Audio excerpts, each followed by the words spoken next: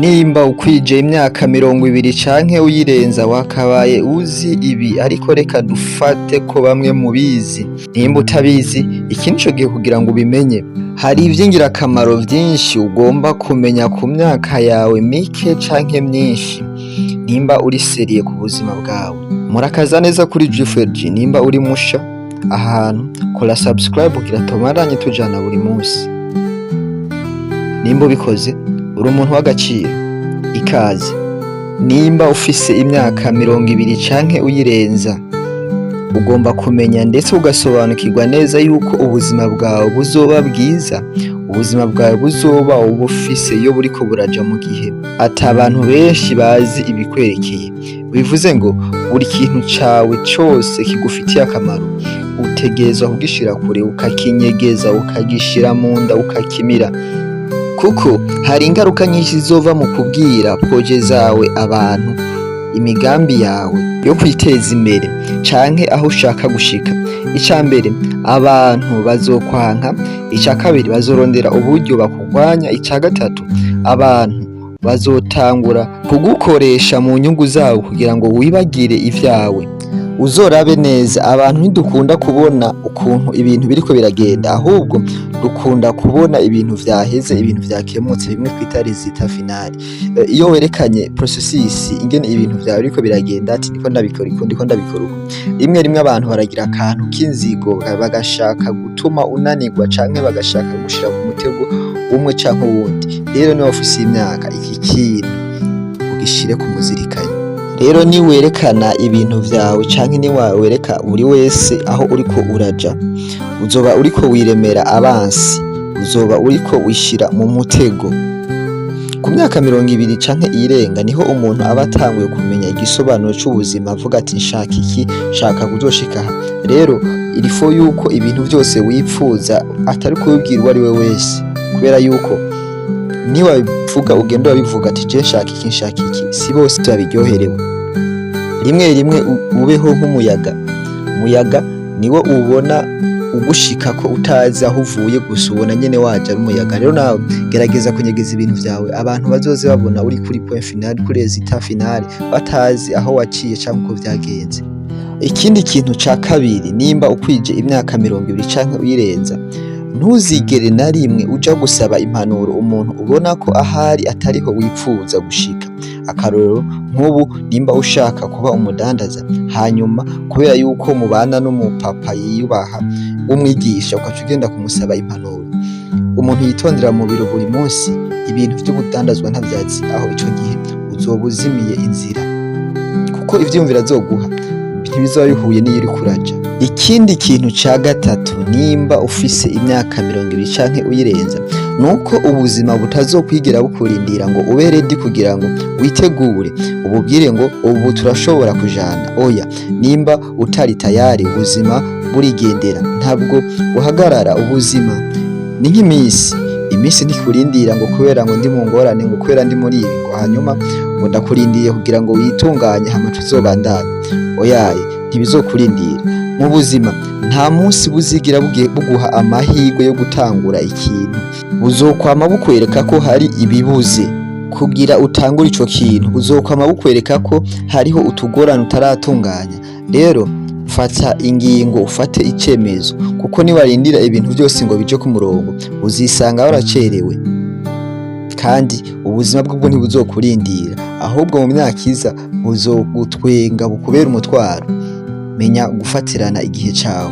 Ikindi kintu ukwiye kumenya, nimba ufise imyaka 20 canke uyirenza, uzirinda abantu bakubwira ngo uracari muto. Iri jambo ryishe indoto z'abantu benshi. Hari abo mungana canke muri mu rugero rumwe, ndetse n'abo usumba bageze ku bintu bikomeye cyane canke bafise amafaranga kandi babayeho neza. Umuntu aba muto bivanye n'imyaka azobaho aha kw'isi. Rero nimba tutazi igihe dusigaje, reka kumva amajambo akubwira ngo uracari muto.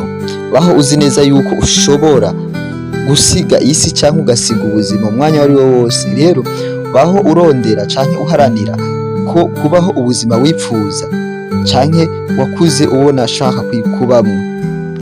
kuko nta wuzi ivy'ejo canke hirya y'ejo. Ushobora kurindira ngo ubwo buzima nzobamwo mu myaka 30, 35, ugasanga ku myaka 24 uratashwe, kuko ubuzima twarabutijwe, si ubwo tuzohorana ibihe byose. Igihe kizagera nabwo bugende budusige canke twe tubusige, kuko ubuzima ni kado twahawe. Ikindi kintu ukwiye kumenya, nimba ufise imyaka 20 canke uyirenza, wa musore we, ntuzigere na rimwe uhatiriza canke ufosinga umuntu ngo aguhitemwo, yaba umukobwa canke umuhungu, uwo ari we wese muzohura mu buzima bwawe. Natakwiyumvamwo it's okay, uzamureke ko buri wese afise uko aremye kandi afise ivyo akunda, kandi wame wibuka yuko utari amafaranga ngo abantu bose bagukunde. Kandi wibuke kandi yuko naho woba uri mwiza, ubwiza bw'umuntu buri mu jisho ry'umuraba. Ushobora kwibona ko uri mwiza, abandi bakakubonamwo ibindi bintu. Ibi bintu ntibize bikubeshe canke bigushuke ngo wumve yuko uri gitangaza, abantu bose bagitegerezwa kugukunda canke kukumvira. Ibi bintu bizotuma wica ubuzima bwawe. Wewe ukora ivyo wagomba gukora, ukora ibikwiye, abazokwemera barahari, bazokwemera, kandi n'abazogukunda bazogukunda, kuko aha mw'isi ntiwaremewe kubaho wenyene. Ariko wikuremo ico kintu cyo kumva yuko buri wese ategerezwa kugukunda canke kukuyumvamo. Ikindi kintu, nimba uri muri iyi myaka, ukwiye kumenya, ntuzigere na rimwe usesagura urukundo rwawe. Ndavuga ntuzigere na rimwe wemera ko uja mu rukundo n'uwo ari we wese muhuye canke mubonanye. Banza wicare ugenzure uwo muntu mugiye guhura canke mugiye gukundana, kuko mu bituma ubuzima bwawe buzomera nabi hariho amahitamwo y'abantu tugendana canke y'abantu dukundana. Kandi iki gihe iyo uhisemwo nabi, ugira ibikomere ku mutima, ibikomere bikakuzanira amahitamwo mabi mu buzima. Hamwe usigara ukora ibintu umenga uri umwiyahuzi, uvuga ati n'ubundi nta buzima ntaco bumaze, ugasanga uzanye rya jambo rivuga ngo nakare nta myaka 100, kandi ubuzima iyo ubutwaye ukavuga ko ata myaka 100 burakubera ko butwaye. Gerageza rero ubike urukundo rwawe, urubike kure, uruhe abo rukwiriye guhabwa, apana buri wese. Ikindi kintu cindwi ukwiye kumenya kw'iyi myaka kandi c'ingirakamaro cane, nuko ukwiye kumenya yuko ubuzima bwawe ari ubwawe.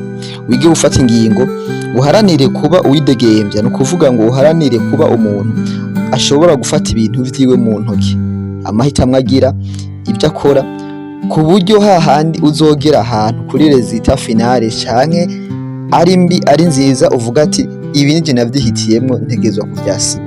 Rero gerageza guharanira gukora ibintu bituma wumva yuko ubohotse. Akeshi uzosanga abantu benshi bari muri iyi myaka, usanga umubazi ikintu ugasanga akubwira ngo ndabaza mami, ngo ndabaza naka. Rimwe na rimwe ugasanga iyo bageze mu ngorane batangura kwidoga bavuga ngo iyo bitaba naka ngo ibintu simba ndabibayemo. Ahandi naho ugasanga abantu bariko bagenda mu gakuku kubera ingeso imwe y'umuntu, ukisanga ahantu mu ngorane uvuga ngo mana kubera iki watumye menyana n'uwo muntu. Ugasanga ni wa muntu mwamana mukajana mu kabare, mukakora ibibi byose byabayeho, ariko kubera gakuku niho uzokumva umuntu amaze gukura avuga ngo iyo hatabaga kuku ngo ibi ntibiba byarambayeho. Wagakuku ni kabi. Rero kw'iyo myaka gerageza kubaho ubuzima bwawe, ukora ikintu uvuga ati iki kintu ndakigiyemo ni jewe ubwanje, nta muntu n'umwe yatumye ndagikora. Surtout bimwe twita kuryosha ubuzima. Niba ugiye kuryosha ubuzima, genda uryohe kuvuga ngo ni jewe navyihitiyemo, kuko ibi bizogufasha no kugwana n'ibibazo vyawe niwashika imbere. Ariko ni wasanga ari umuntu yabigushizemo, ahantu bizogora yuko wikura mu iki kibazo, kuko amakosa yose uzokwamuyabona ku wundi muntu, bitume hazana rya jambo rivuga ngo abantu ni babi. Ngibi ibintu ndwi ukwiriye kumenya nimba ufise imyaka 20 canke uyirenza. Hariho ibindi vyinshi, ariko jewe nahisemwe kukubwira ibi indwi vy'ingirakamaro. Kumbure nimba utari bwavyumve vyogufasha. Nakoze kumvitse ikiganiro, jewe wumva ni Roy Juif kuri Juif LG. Murakoze, kora subscribe kugira ngo tubandanye tujana buri munsi. Iyo ukoze subscribe ubu nteye intege